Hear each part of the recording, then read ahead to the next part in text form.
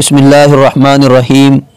ناظرین، دارالعلوم وقف دیوبند کی جانب سے ایک اہم اعلان جاری کیا گیا ہے، جس میں لکھا گیا ہے: طلباء عزیز، ملک میں لاک ڈاؤن نافذ ہونے کے بعد سے بتسلسل غیر یقینی صورتحال میں آپ کے تعلیمی حرج اور ضائع ہوتے تعلیمی سال کے تحفظ کے پیش نظر بذریعہ ویب سائٹ آن لائن تعلیم کے نظام کا آغاز کیا گیا تھا۔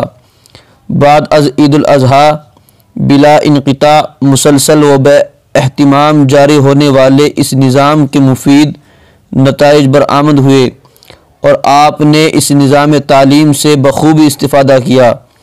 اب جیسا کہ آپ کے علم میں ہے کہ نصاب تعلیم کا بیشتر حصہ تکمیل کے مرحلے کو پہنچ چکا ہے اور جاری دروس بھی تکمیل کے قریب ہیں، جس کی بنا پر امکان ہے کہ رواں ماہ کے آخر تک جملہ کتب مکمل ہو جائے گی۔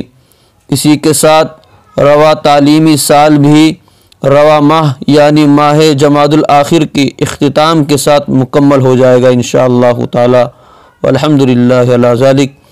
چونکہ احوال ابھی بھی غیر یقینی و غیر واضح ہیں، اس لیے سال رواں کے لیے امتحان سالانہ کے انعقاد کو فی الحال موقوف رکھا گیا ہے۔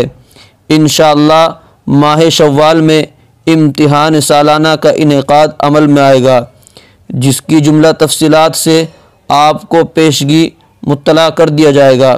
آپ ادارے کی جانب سے جاری ہونے والی ہدایت کی جانب متوجہ رہیں۔ نوٹ: بخاری شریف کے دروس ماہ رجب میں بھی جاری رہیں گے۔